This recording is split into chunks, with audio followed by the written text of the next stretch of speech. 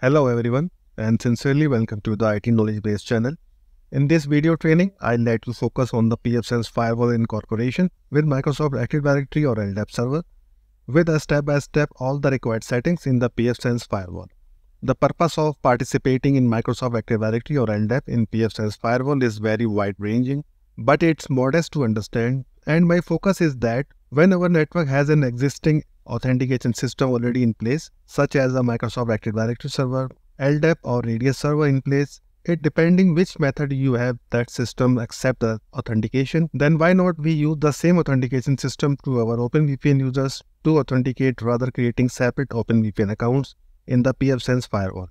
The user's primary way of accessing the corporate network should be their own domain account to authenticate and access their scope. This makes the IT administrator's life stress-free if you are managing and assigning the services to users' domain accounts, and also very simpler to revoke all the sessions quickly as possible when users left from the office. I would recommend assigning permissions and privileges to the domain accounts only, rather than creating separate accounts for different services initiatives.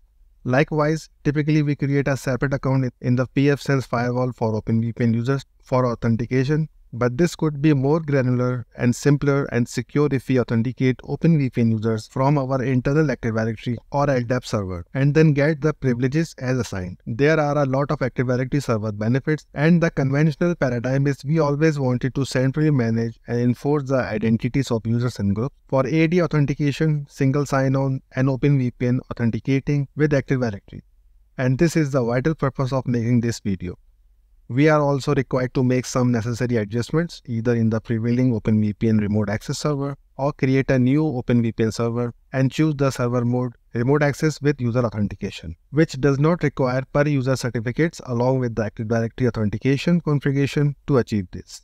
Just master to be ready in pfSense OpenVPN, SSL, TLS and IPsec tunnels. If you are innovative, you can also watch my earlier pfSense videos where I have already covered various site-to-site VPN configuration tunnels over OpenVPN IPsec, SSL TLS, and transitioning from peer-to-peer shared key to SSL TLS to establish a site-to-site VPN between your head offices and branches. In part 1, I have discussed in very great detail how to configure pfSense OpenVPN site-to-site VPN in peer-to-peer shared key mode. In part 2, continuation with the part 1 video lecture is the transitioning video where your existing OpenVPN site-to-site is running in the peer-to-peer shared key mode and you would have to transition to the most secure. And in this video, you will see practically how to transition or convert your present peer-to-peer shared key VPN into peer-to-peer SSL TLS mode, which was super fast and easy, but certainly not very difficult if you follow along the accurate orders.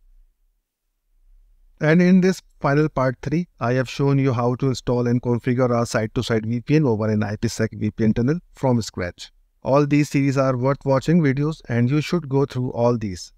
This is an Excel engaging video where I have talked about not only with OpenVPN server but also show you how multiple branches can communicate securely over the SSL TLS tunnel with each other, what special configurations are involved, and how to interconnect between the branches over the site-to-site VPN. I have also discussed and shown you how to connect the OPNsense firewall as an OpenVPN client situated in our site D. The procedure is identically the same, but I would like to show you how to connect your OPNsense as an OpenVPN client with the pfSense firewall and establish a site-to-site VPN. And today, I'd like to focus on the pfSense incorporation with Microsoft Active Directory or LDAP server with a step-by-step how to configure all the required settings in the pfSense firewall. The purpose of configuring LDAP in pfSense is very wide-ranging, but it's modest to understand, and my focus is that the domain account should be the user's primary way of authentication everywhere. I have also provided the cities links in the description, but mark my words, after this mastering site-to-site VPN training series, you will become a perfectionist and a completionist. I was simply inquisitive mind about creating a site-to-site VPN configuration series and particular fondness for demystifying the configuration of different types of VPN protocols for everyone, so you guys easily grasp all the required and essential configurations without any irritations and configure confidently in your pfSense firewall to protect and secure your infrastructure. Network diagram. This is the distinctive lab network scenario that I have portrayed to simulate the realistic in action. We have a corporate office with several distinct servers along with the primarily Microsoft Active Directory Server 2022 in place for centrally managing users and groups. We also have a roaring pfSense firewall sitting in the front of my corporate LAN to filter internal and external traffic. In addition, I would prefer to configure the OpenVPN Remote Access User Authentication service with the incorporation of our internal Microsoft Active Directory or LDAP server. On our right side here, we have our remote users sitting in various locations, at home, in other offices, and some of the road warriors connections who's always required connecting with corporate office LAN to access the distinctive services. We are certainly not going to create a separate user account in the pfSense firewall for OpenVPN users. Rather, authenticating the users through the user's account exists in the Microsoft Active Directory or LDAP to authenticate and access corporate resources. In this video, I am using the most updated version of the pfSense firewall 2.7.2 release. This is the most updated version at the time of this recording. Alright, let's start our hands-on demonstration segment. Open the pfSense firewall, and before we move on to the configure the OpenVPN server, we should have an environment ready and the two important stuff that should be ready and stable. Number 1, certificate authority and generate a server certificate for the pfSense firewall, and number 2, configure authentication server to integrate with Microsoft Active Directory or LDAP server. Log into your pfSense firewall. Foremost, certificate authority and the server certificates are compulsory things for the pfSense firewall.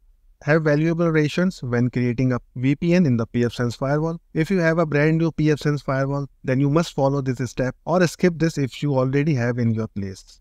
Click on the System, Certificates and Authorities tab, and then click on the Add button. Type the descriptive name. I would prefer to write OpenVPN CA. Choose Method and select Create an Internal Certificate Authority. In the Trust Store, select Add this certificate authority to the operating system Trust Store. Key type and length are fine. The digest algorithm is SHA-256 is also looks fine. Lifetime days for this CA is fine. Type the common name. I would prefer to use the same as the descriptive name OpenVPN_CA. The rest of the information is optional. You could provide it all if you care, and then click on the Save button. We have now created our OpenVPN Certificate Authority. Next, click on the Certificate tab. To create a server certificate for the pfSense firewall, click on the Add button. Choose a method and select Create an Internal Certificates. Type the descriptive name. I would prefer to write OpenVPN_cert. In the certificate authority, choose a freshly created CA. In my example, it's an OpenVPN CA. Key type and length are fine. The digest algorithm is SHA-256. This also looks fine. Lifetime days for the certificate should be set to 365 for security reasons. Type the common name. I would prefer to use the same as the descriptive name OpenVPN_cert. Country code set to yours. The rest of the information is optional. You could provide it all if you care. In the certificate attributes, choose the certificate type server certificate. Now click on the Save button. And now we have created our OpenVPN server certificate. Now we have a well-created certificate authority and the pfSense firewall server certificate. Next, we have to incorporate with Microsoft Active Directory or LDAP server. Go to the System. Click on the User Manager. And then click on the Authentication Server flap. And click on the Add button. Type the descriptive name. I would like to type Active Directory. Select the type LDAP. Type the resolvable FQDN or IP address of the Active Directory server. In my case, it is 10.0.40.201. I would prefer to write IP address rather FQDN. Leave the port value default 389. Transport is set to standard TCP. Select your certificate authority in the Pair Certificate Authority tab. In my illustration, it's OpenVPN CA. The protocol version 3 is fine. Server timeout is fine. Search scope level should select the entire subtree. The base DN concept is used for general search operation, and base DN implies the DN for the basis end. To make sure that the Active Directory search can find any user object in your domain, specify the root of the domain. For example, in my lab domain name is itkb.lab and you want the Active Directory search to find any user object in the entire domain, the search base string to add is DC equals ITKB, comma, DC equals lab. In the authentication container, a list of potential account, location or containers separated by semicolons. These containers will be prepended to the base DN above when the firewall craft LDAP queries. Alternatively, specify a full container path here and leave the base DN blank. We have to specify the users can fetch the entire Active Directory users. By default, all the domain users have the view-only ability. I have a separate firewall account in their respective OU, so we have to copy its OU's DN name. In my situation, I have a specific OU for those users who have permitted VPN access. So just right-click the OU, click on the Properties. In the Attribute tab, just copy the distinguished name and paste it in the authentication container. Extended query and bind anonymous, both should be unchecked. Bind credentials, type the domain username. In my situation, I have a user FW1 and its password to authenticate to the Active Directory server and fetch the domain users in the specified OU. Initial template, change it to Microsoft Active Directory. And now click on the Save button. And we have created our Active Directory authentication server. So to be certain whether our authentication server is pfSense firewall is working or not, click on Diagnostics, Authentication, and now in the authentication test page, change the authentication server to the Active Directory we created earlier. Now type the domain user and the password. If you did not commit any mistake in the configuration, then it should show you the message username authenticated successfully. Now configure the pfSense OpenVPN server. Click on the VPN and OpenVPN tab. In the servers flap, click on the Add button. Type the description. I would prefer to write corp_VPN. In the server mode, select Remote Access User Auth. Select the Active Directory in the backend authentication server. We have incorporated this pfSense firewall into our on-premises Active Directory or LDAP server earlier in this video. The device mode, Layer 3 tunnel mode is fine. Protocol, I would select TCP on IPv4 only. The interface should be your preferred WAN. Local port for the OpenVPN, I would customize it to 11940. Let it select to use a TLS key and automatically generate a TLS key. In the pair certificate authority, select your newly created certificate authority. In the server certificate, select OpenVPN_cert for the pfSense server.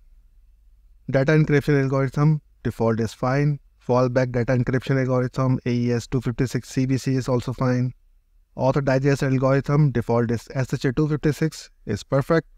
Hardware crypto, no hardware is fine. Certificate depth, 1 client plus server is fine. Client certificate key usage validation, uncheck enforce key usage. IPv4 tunnel network, I will use 10.10.30.0/24. We don't have an IPv6 tunnel network now. We are not going to force all the client irrelevant traffic through our VPN tunnel, but just to flow the VPN traffic only. And in the IPv4 local network, specify your internal LAN network. Mine is 10.0.40.0/24. Concurrent connection, I would limit it to 100, which is enough. Allow compression, select decompress incoming, do not compress outgoing. And in the compression, select adaptive LZO compression. Place a checkmark on the inter-client communication so the VPN client and server can communicate with each other. Dynamic IP, put a checkmark on allow connected clients to retain their connection. Topology is fine. Ping settings is fine. In the advanced client settings, place a checkmark on provide a default domain name for the client. Type the DS default domain name, itkb.lab in my case. Place a checkmark on DNS server enable to provide a DNS server list to clients. In my case, 10.0.40.201 is my local AD DNS server. We also want to enable the NetBIOS over TCP IP to access the server via its DNS name and place a checkmark on the NetBIOS enable. Place a checkmark on the username as a common name for the authentication. Gateway creation IPv4 only is required in my lab. And now click on the Save button to complete the OpenVPN server configuration. Now configure the OpenVPN rule. OpenVPN user cannot be fully reachable to the corporate internal network unless we can't create an OpenVPN rule. In the main menu, select Firewall, Rules, select the OpenVPN flap, and click on the Add button. Set the action and it should select to pass. Disable this rule if you want to for maintenance or any defensible reason. Interface should be OpenVPN. Address family, IPv4, you could select IPv6, however, or both. The protocol is TCP, but would prefer to set it to any is better for this time. Later on, you can restrict it. Source and the destination should be set to any. Provide the relevant description. I would type OpenVPN traffic. Now click on the Save button. And do not forget to click on the green Apply Changes button. And after that, configure firewall rule to open an OpenVPN port on your WAN interface. In the main menu, select Firewall, Rules, select the WAN item and click on the Add button. Set the action and it should select to pass. Disable this rule if you want to for maintenance or any defensible reason. Interface should be your preferred WAN. Address family, IPv4, you could select IPv6 or both. The protocol is TCP and specify the OpenVPN port that is using the TCP protocol. Source should be select to any. Destination is any. Destination port range, we have changed the default OpenVPN port to 11940. Provide the relevant description, OpenVPN WAN traffic. When finished, click on the Save button. And do not forget to click on the green Apply Changes button. Here we have completed all the required settings and our configuration. Now test the VPN connection. On our remote client devices, we have to download the VPN profile from the pfSense firewall and take it to our remote client who intends to access the corporate servers remotely. Click on the VPN, then OpenVPN in the Client Export tab. Make sure your remote access server is correctly selected. If you have more than one server, choose the absolute one. Hostname resolution, the default is interface IP address, which is fine in my situation, but you may adjust as per your requirement. We don't need to change anything here. Now keep scrolling down. In the OpenVPN client section, we should see the authentication only no cert OpenVPN profile. And we have to export it now. I will go with the most clients OpenVPN client profile and click on it. Now go to the default download location and copy this file to all remote client devices.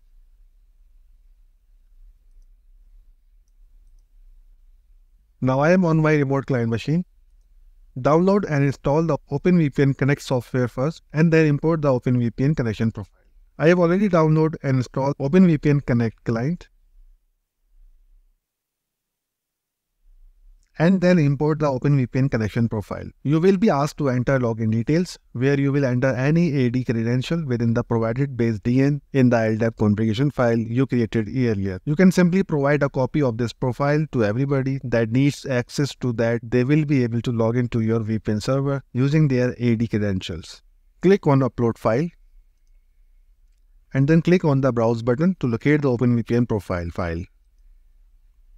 I have copied OpenVPN profile file in my desktop. Just click on it and click on Open. Modify the profile name. It's optional and it's suggested should be descriptive exactly. I prefer to write Corp VPN. The server hostname IP is fine for my situation because I have decided this way. You will be asked to enter login details where you will enter any AD credential within the provided base DN in the LDAP configuration file you created earlier. Type the domain username. Check the safe password and enter the password for this domain user. Hit the Connect button. Now the VPN connection should be able to join successfully after authenticating from the Active Directory and it's connected. We could also test some of our corporate servers. Open the command prompt and initiate ping to our corporate servers. ping exchange. Yes, we are getting a reply from our corporate server. Ping web app. Indeed, we are getting reply as well from our Exchange and Web Application corporate server. Now concluding the stuff. Alright, that is all for the now. In this video, we have focused on the pfSense firewall incorporation with Microsoft Active Directory or LDAP server with a step-by-step all the required settings in the pfSense firewall. The conventional paradigm is we always wanted to centrally manage and enforce the identities of users and groups for Active Directory authentication, single sign-on, and OpenVPN authentication with Active Directory, and this is the vital purpose of making this video. The purpose of participating in Microsoft Active Directory or LDAP in pfSense firewall is very wide-ranging, but it's modest to understand. When our network has an existing authentication system such as a Microsoft Active Directory, LDAP or Radius server, then why not we use the same authentication system to our OpenVPN users to authenticate, rather creating separate OpenVPN accounts in the pfSense firewall. So that is all I wanted to share with you guys. If you want to see more awesome training content, make sure you click that subscribe button. Click it so you don't miss it. Or if you have any technical issues, queries or questions, you can reach out to me and I'd be happy to help you out. Thank you.